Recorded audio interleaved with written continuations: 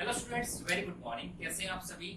I hope सब student यहाँ पे अच्छे से हैं। जो भी स्टूडेंट यहाँ पे सीरियस हैं तो उन सभी स्टूडेंट के लिए भी ये वीडियो है। और अदर जो भी स्टूडेंट बच गए तो उन सभी स्टूडेंट से यही रिक्वेस्ट रहेगी कि एग्जाम की जो प्रिपरेशन है और अच्छे से स्टार्ट कर दीजिएगा। यहाँ पे अपने एग्जाम की बात कर रहे हैं, RVNL एग्जाम की, ठीक है ना, यानी कि राजस्थान विद्युत उत्पादन निगम लिमिटेड का ये एग्जाम है। और इसके अलावा एक RPSC का एग्जाम भी है अपने असिस्टेंट प्रोफेसर के लिए, यानी कि इन दोनों का जो सिलेबस है वो इक्वल है, ठीक है ना। 19-20 का थोड़ा बहुत फर्क हो सकता है, लेकिन क्या है कि इनमें जो अपना जो सिलेबस है, जो RVNL का जो सिलेबस है और जो RPSC का जो सिलेबस है वो कॉमन है। तो इसलिए क्या है कि जो RPSC के जो स्टूडेंट है वो भी इस वाली वीडियोस को देख सकते हैं। अब देखिएगा, इस एग्जाम की जो तैयारी है वो अपने 40 से 45 डेज के अंदर जितना भी इसका सिलेबस है RVNL का, केमिस्ट्री का जितना भी सिलेबस है पार्ट ए का मैं यहाँ पे बात कर रहा हूँ, वो पूरा का पूरा अपने कंप्लीट कर देंगे 40 से 45 डेज के अंदर, यानी कि 40 से 45 दिन के अंदर अपने इसे जितना भी ये हमारा सिलेबस है उसको पूरा कर देंगे, ठीक है ना। और एक दूसरी बात, जो स्टूडेंट सीरियस नहीं है वो अभी से सीरियस हो जाइए, क्योंकि जो एग्जाम है वो पोस्टपोन हो चुका था कोरोना की वजह से, लेकिन अभी जो एग्जाम है वो जरूर होगा, लेकिन आने वाले समय के अंदर जरूर होगा वो वाला एग्जाम, ठीक है ना। RVNL का जो एग्जाम है वो पक्का होगा। तो अपने को यहाँ पे सिर्फ एक ही बात का ध्यान रखना है कि अपनी जो प्रिपरेशन है, अगर किसी ने स्टार्ट नहीं किया तो अभी से स्टार्ट कर दीजिएगा। और यहाँ पे डेली टू डेली आपको वीडियोस देखनी है, किस प्रकार से आपको एग्जाम को क्रैक करना है वो चीज आपको यहाँ पे समझाई जाएगी। काफी सारे जो स्टूडेंट होते हैं वो क्या है कि बहुत से जो टीचिंग जो एजुकेटर्स होते हैं टीचिंग फील्ड में, उन सबकी वीडियोस देखते रहते हैं कि ये टीचर अच्छा है, ये टीचर अच्छा है। सभी टीचर अच्छे होते हैं, पढ़ाने का जो तरीका होता है वो सबका अलग अलग होता है। आपको क्या करना है, किसी भी एक एजुकेटर की वीडियो देखो, मैं ये नहीं कहता कि आप मेरी ही देखो, किसी भी एक एजुकेटर की वीडियो देखो, जहाँ से भी आपको अच्छा कंटेंट मिल रहा है आप उसको प्रेफर कीजिएगा। ओके स्टूडेंट्स, तो यहाँ पे अपने क्या करेंगे, RVNL एग्जाम की तैयारी करेंगे बहुत ही अच्छी तरह से। और साथ में एक चीज और यहाँ पे मैं डिस्कस करना चाहता हूँ, ज्यादा समय ना लेते हुए, कि अपने इस एग्जाम को किस प्रकार से क्रैक कर सकते हैं, किस प्रकार से इसकी जो स्ट्रेटेजी होती है वो किस प्रकार से हम बना सकते हैं, वो समझने की आप कोशिश करना, ठीक है।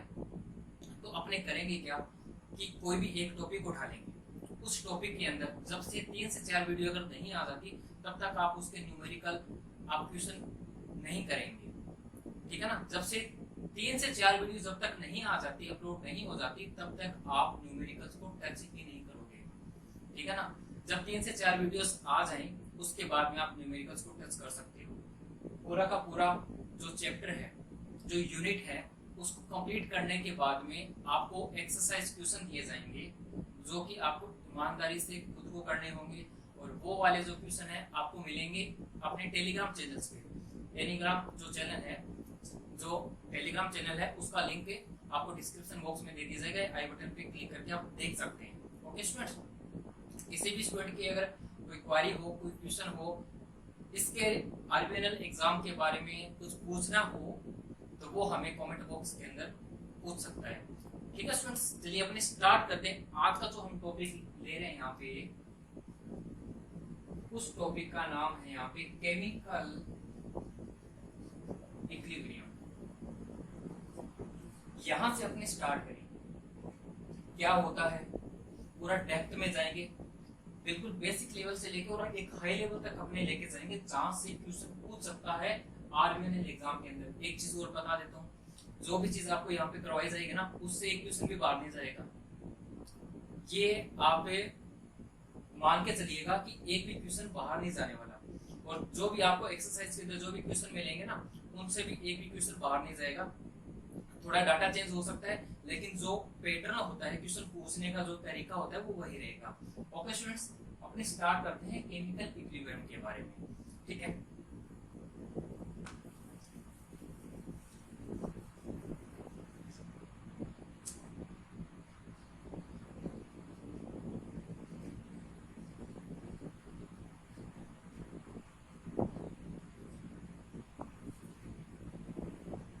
यहाँ पे अपने क्या करेंगे, बिल्कुल बेसिक लेवल से चलेंगे।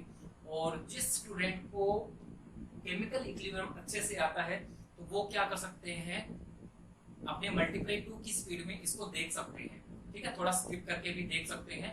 जिसको ये लग रहा हो कि स्लो पढ़ा रहे हैं, जिसको ये लग रहा हो कि सर ये चीज हमें आती है, तो वो क्या कर सकते हैं, इंटू 2 की स्पीड में आप देखिएगा वीडियो को, या आप क्या कर सकते हैं, इसको स्किप कर सकते हैं। आगे वाली जो वीडियोस आएंगी, हमारी जो न्यूमेरिकल्स पार्ट की जो वीडियो आएंगी, तो वो आप कर सकते हैं। ओके स्टूडेंट्स, यहाँ पे क्या है कि मैं उन स्टूडेंटों को भी साथ में लेके चल रहा हूँ जो कि पहली बार इस वीडियो को देखते ही उसको समझ में आ जाए कि चीज होती क्या है, या जिनको काफी टाइम हो गया, जिनको काफी ब्रेक के बाद में अगर कोई भी पढ़ रहा है केमिस्ट्री, तो उसको भी ये चीज समझ में आ जाए। तो मैं उन स्टूडेंटों को भी साथ में लेके चल रहा हूँ। ओके स्टूडेंट्स, चलिए अगर स्टार्ट करते हैं आज का टॉपिक, ज्यादा बात ना करते हुए अपने मेन मुद्दे पे ही चलते हैं। सबसे पहले तो टाइम वेस्ट नहीं करेंगे, अपने को सिलेबस जो है बहुत ही कम समय के अंदर कवर करना है।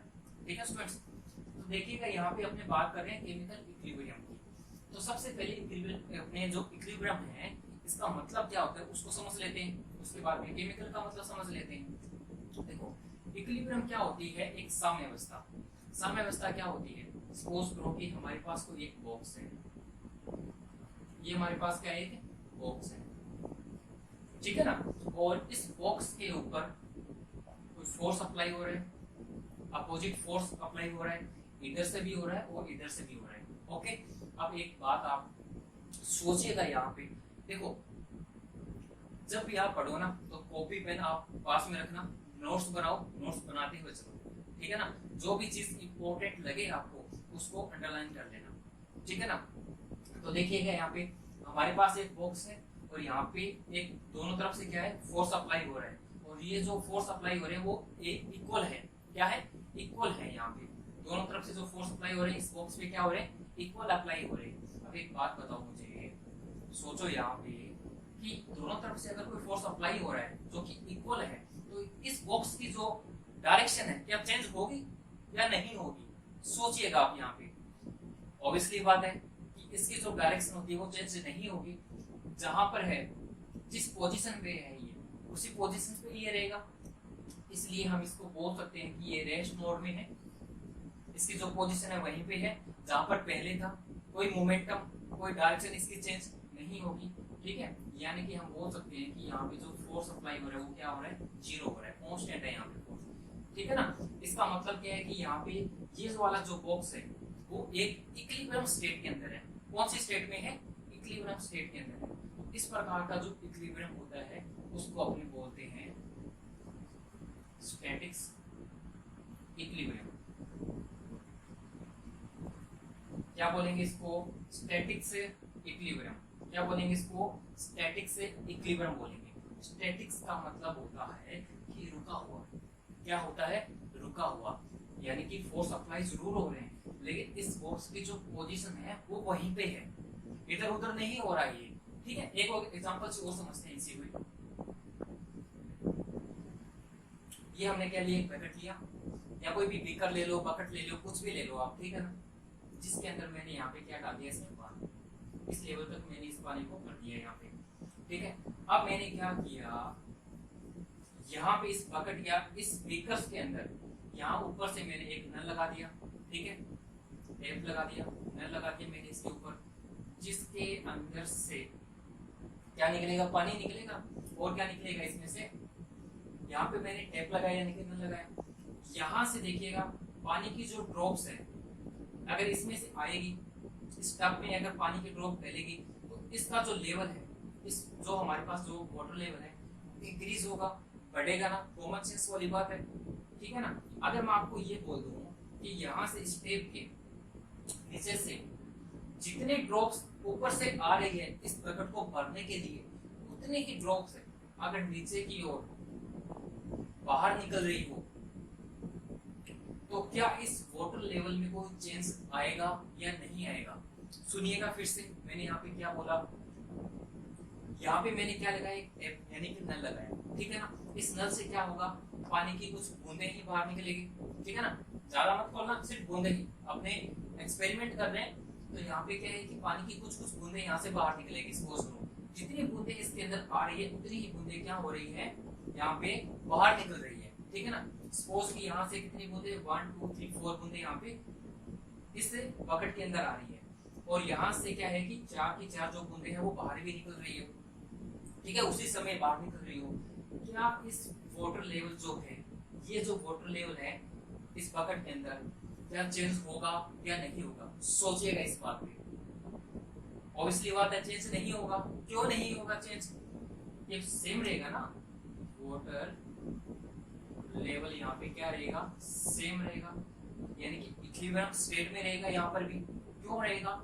जितना पानी आप इसके अंदर डाल रहे हो उतना का उतना पानी क्या है, आप बाहर भी तो निकाल रहे हो, तो जितना वाटर लेवल था वो उतना का उतना ही रहेगा, उसमें कोई भी चेंज नहीं आएगा। इसका मतलब क्या है कि वाटर लेवल यहाँ पे क्या सेम है और ये कैसी फॉर्म में है, इक्विलिब्रियम स्टेट के अंदर आ गया, ठीक है ना। इसमें आ गया ये इक्विलिब्रियम स्टेट के अंदर आ गया, ठीक है। इतनी चीज समझ में आ गया आपको। अब मेरे को एक बात बताइए, वाटर लेवल किसके अंदर जा रहा है, इस बकेट के अंदर, ठीक है ना। पानी को भर रहा है, रुक तो नहीं रहा, पानी आ तो रहा है ना, यानी कि ये क्या हो रहा है, फॉरवर्ड।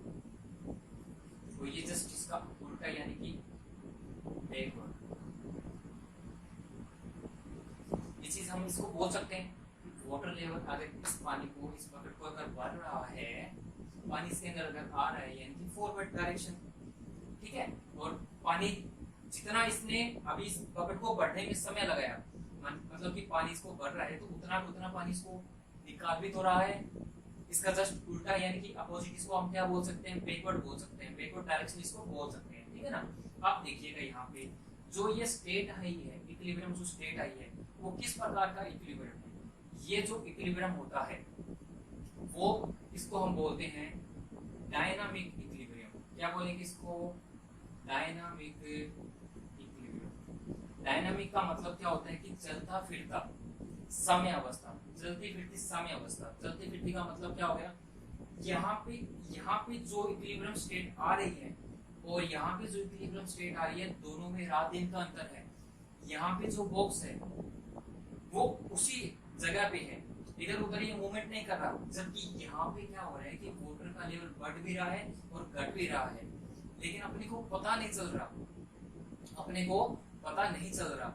साम्य अवस्था तो उसी को बोलते हैं ना, जो कि सामने से प्रतीत नहीं होती है, सामने से देखने से अपने को प्रतीत नहीं होती है, जबकि उसमें क्या होते हैं, मोमेंटम होते रहते हैं। इस प्रकार का जो डायरेक्शन अपने जो मोमेंटम होता है, जो इक्विलिब्रियम होता है, उसको अपने बोलते हैं डायनामिक इक्विलिब्रियम बोलते हैं, ठीक है ना। यानी कि वाटर लेवल बढ़ भी रहा है, वाटर लेवल कम भी हो रहा है, लेकिन क्या है कि इसका जो वाटर लेवल होगा वो क्या रहेगा, सेम रहेगा, क्योंकि जितना पानी इसमें से आ रहा है उतना पानी यहाँ से निकल रहा है, ठीक है। यानी कि कुछ ना कुछ इसमें क्या हो रहा है, हेरबदल हो रही है, रिएक्शन अपनी जो है फॉरवर्ड भी जा रही है और बैकवर्ड भी जा रही है, जिसको अपने बोलते हैं डायनामिक इक्विलिब्रियम।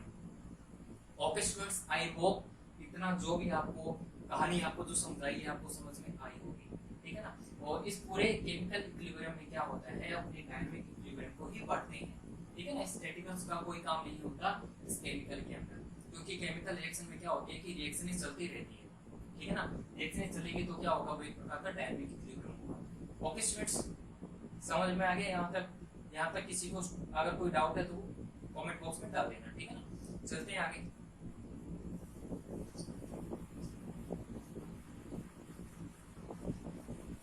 यहाँ पे अपने एक चीज ये भी बोल सकते हैं कि जो फॉरवर्ड और जो बैकवर्ड जो रिएक्शंस होती है क्या होती है, इक्वल होती है। अरे इक्वल होती है ना, तभी तो अपने को क्या मिलता है, इक्विलिब्रियम स्टेट मिलती है। इक्विलिब्रियम स्टेट कब मिलती है, जब फॉरवर्ड और जो बैकवर्ड जो रिएक्शंस हो रही है वो कैसी हो जाए, इक्वल हो जाए। तो अपने को क्या मिल जाएगा, यहाँ पे एक इक्विलिब्रियम मिल जाएगा। ओके स्टूडेंट्स, अब इस बेसिस पे अपने इसको 2 पार्ट में डिवाइड करते हैं।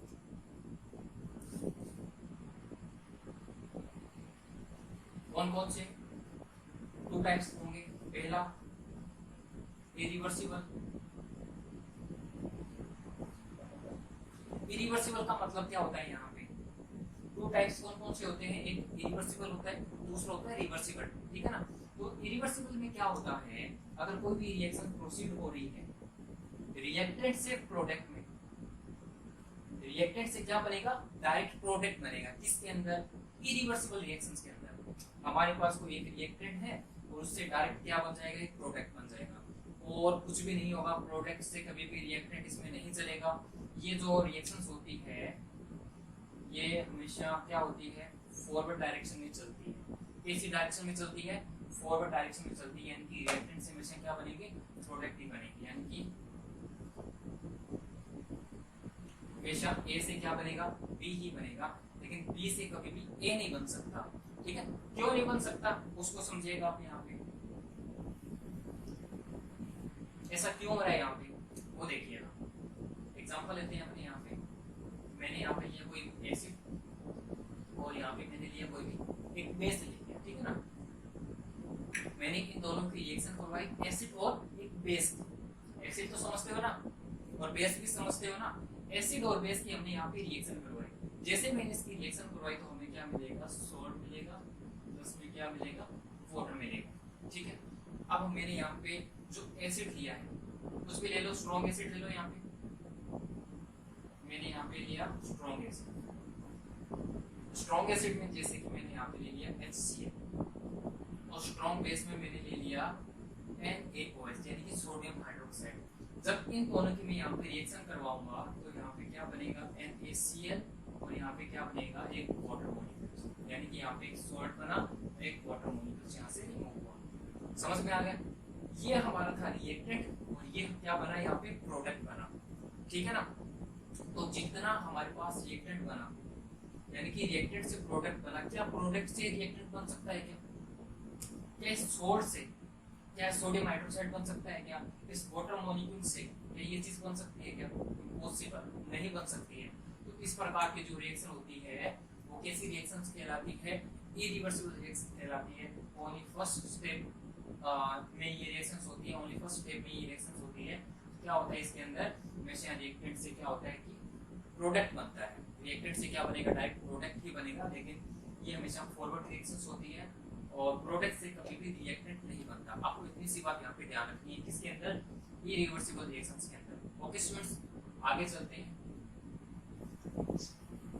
अब हम पढ़ते हैं रिवर्सिबल रिएक्शंस को। चलिए,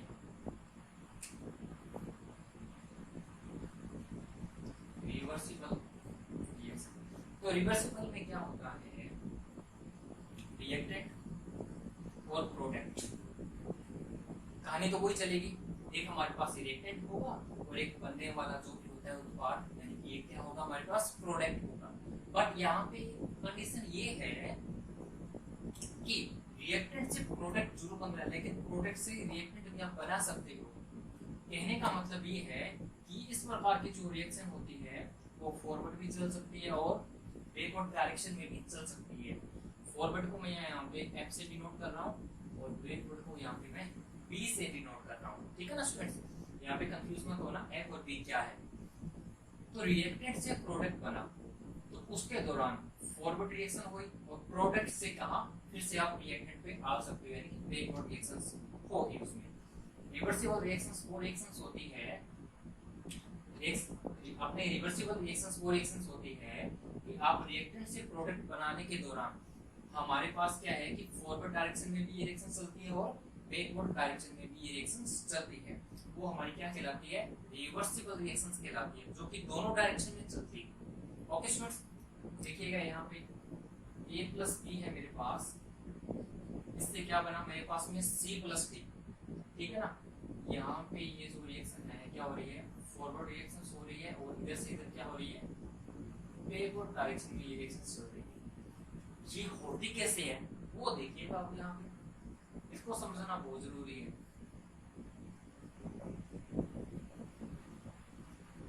यहाँ पे हो गया फॉरवर्ड, A प्लस B ये हमारा रिएक्टेंट है, इससे क्या बना, फॉरवर्ड रिएक्शन से क्या बना, C प्लस D। एक ही एरो लगाया मैंने यहाँ पे, रिवर्सिबल के अंदर दो एरो लगते हैं, ध्यान रखना इस बात का। ठीक है, फर्स्ट स्टेप में क्या हुआ, पहला जो स्टेप हुआ उसमें फॉरवर्ड रिएक्शन होगी, तो फॉरवर्ड रिएक्शंस के दौरान A प्लस B से क्या बना, C plus D।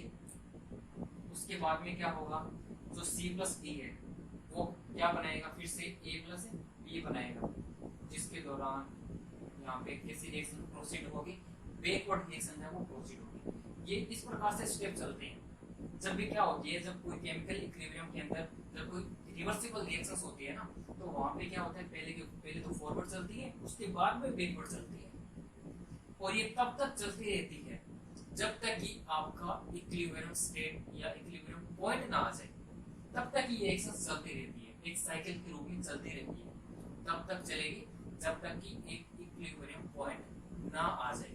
Okay students, I hope आपको इतना क्लियर हो गया होगा। ओके स्टूडेंट्स, देख लीजिएगा फिर से इसको, अगर कोई भी डाउट आता है तो।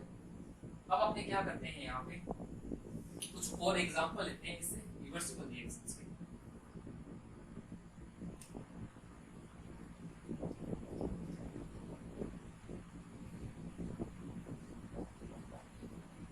ये लीजिएगा, मैंने यहाँ पे क्या लिया, नाइट्रोजन और हाइड्रोजन के यहाँ पे रिएक्शन करवा के क्या बनाया मैंने, यहाँ पे अमोनिया बनाया है। क्या बनाया है, अमोनिया बनाया है। अब एक बात बताइएगा यहाँ पे मेरे को, ये रिवर्सिबल रिएक्शंस है। ओके, इस रिवर्सिबल रिएक्शंस के अंदर ये जो नाइट्रोजन है और ये जो हाइड्रोजन है क्या बना रहे हैं, अमोनिया बना रहे हैं। ठीक है, जिसके दौरान यहाँ पे फॉरवर्ड रिएक्शंस भी हो रही है यहाँ पे, और बैकवर्ड रिएक्शंस भी हो रही है, बैकवर्ड रिएक्शन भी यहाँ पे प्रोसीड हो रही है। ओके स्टूडेंट्स, इस प्रकार से क्या है, यहाँ पे और भी रिएक्शंस हो सकती है। PCl5 से PCl3 बनेगा Cl2, ये भी क्या है, एक प्रकार की रिवर्सिबल रिएक्शंस है। PCl3 Cl2 से फिर से हम क्या बना सकते हैं, PCl5 बना सकते हैं। PCl5 से हम क्या बना सकते हैं, PCl3 और PCl2 अपने PCl3 प्लस में क्या बना सकते हैं, Cl2, यानी कि क्लोरीन यहाँ पे बना सकते हैं। ओके स्टूडेंट्स, इस प्रकार से चलती रहती है रिवर्सिबल रिएक्शंस के अंदर। और भी एग्जांपल यहाँ पे ले सकते हो आप,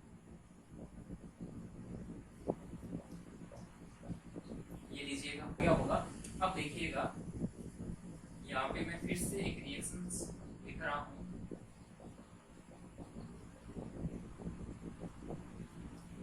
ये वाली रिएक्शंस है।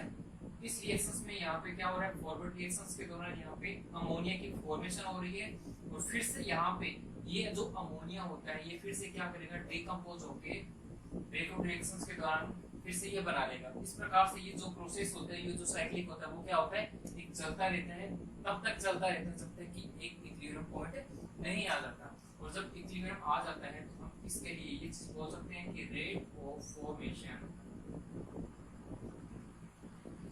Of formation ammonia equal to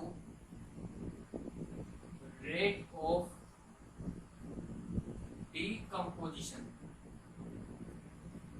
decomposition ammonia. इस लाइन का मतलब समझ में है आपको? इस लाइन का मतलब ये हो गया कि rate of formation of ammonia, यानी कि अमोनिया बन भी रही है और साथ साथ में क्या हो रही है, ये अमोनिया डिकम्पोज भी हो रही है। ठीक है ना। अब एक चीज मेरे को और बताओ, यहाँ पे अगर यहाँ पे ये इक्विलिब्रियम पॉइंट आ गया है, अमोनिया का फॉर्मेशन भी हो रहा है और अमोनिया का यहाँ पे डिकम्पोजिशन भी हो रही है, जिसकी वजह से यहाँ पे क्या आ रहा है, इक्विलिब्रियम पॉइंट आ रहा है। ठीक है ना। इक्विलिब्रियम पॉइंट अगर आ रहा है तो क्या इसकी जो अगर कंसंट्रेशन है वो कांस्टेंट हम बोल सकते हैं? इसकी जो कंसंट्रेशन होती है उसमें तो कोई चेंज नहीं आ रहा है ना। अगर ये चीज अगर कांस्टेंट हो जाएगी या ये चीज अगर इक्विलिब्रियम में हो जाएगी तो इसकी जो कंसंट्रेशन होगी वो भी कांस्टेंट हो जाएगी। ये चीज लिख सकते हैं यहाँ पे, और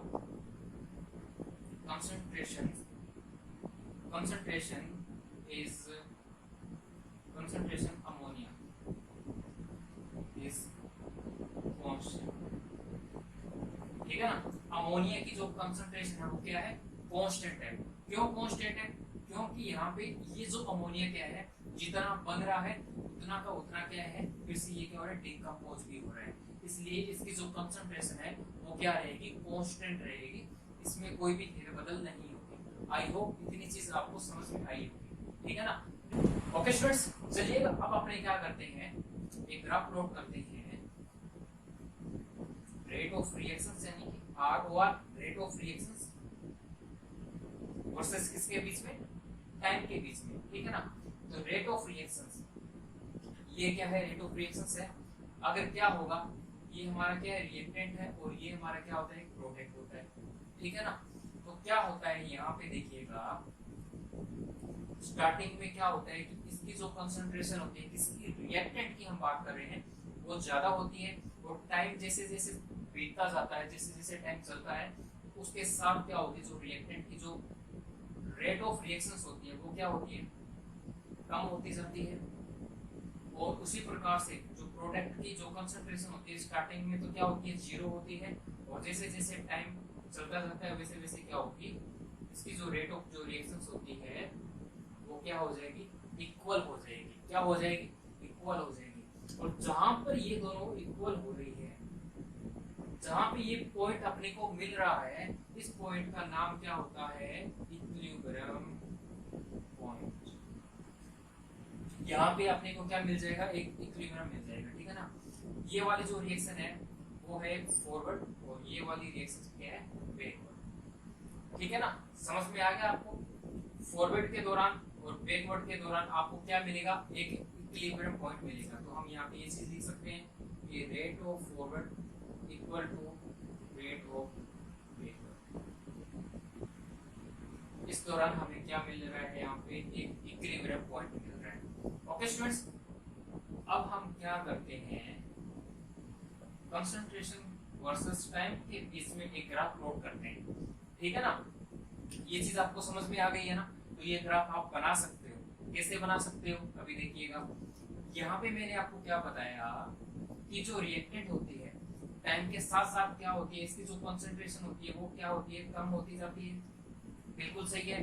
और एक पॉइंट ऐसा आता है जब इसकी जो कंसंट्रेशन होती है वो कैसी हो जाएगी, कांस्टेंट हो जाएगी। एक पॉइंट ऐसा आता है जब इसकी जो कंसंट्रेशन क्या होती है, कांस्टेंट हो जाएगी। और वो कंडीशन कब आती है, वो कंडीशन तब आती है जब कोई एक इक्विलिब्रियम पॉइंट आ जाएगा हमारा, ठीक है ना, तब जाके ये कांस्टेंट हो जाती है। उसी प्रकार से हम ये चीज बोल सकते हैं कि जो प्रोडक्ट का होता है उसकी भी क्या होती है, स्टार्टिंग में कंसंट्रेशन बढ़ती है। और एक पॉइंट ऐसा आता है जब इनकी भी क्या होती है, जो कंसंट्रेशन होती है वो क्या हो जाएगी, इक्वल हो जाएगी। सॉरी, इनकी जो कंसंट्रेशन क्या हो जाएगी, कांस्टेंट हो जाएगी। ठीक है ना। तो ये हमारी होगी प्रोडक्ट की और ये होगी हमारी रिएक्टेंट की कंसंट्रेशन। ओके स्टूडेंट्स, यहाँ तक आपको समझ में आ गया कंसंट्रेशन वर्सेस टाइम के बीच में और rate of reaction versus time के बीच में। दोनों जो ग्राफ है अच्छे से समझ में आ गए होंगे। ठीक है ना। ध्यान रखना है यहाँ पे रेट ऑफ रिएक्शन की यहाँ पे बात कर रहे हैं। फॉरवर्ड और बैकवर्ड हमेशा इक्वल होता है, इक्वल यानी कि इक्विलिब्रियम में होते हैं। जबकि कंसंट्रेशन में क्या होती है, ये दोनों कांस्टेंट में रहेंगे। ठीक है ना, क्या रहेंगे, कांस्टेंट में रहेंगे। ये चीज आपको ध्यान में रखनी है यहाँ पे, बस इतनी चीजें ही आपको ध्यान में रखनी है। ओके स्टूडेंट्स, इसको नोट डाउन कर लीजिएगा।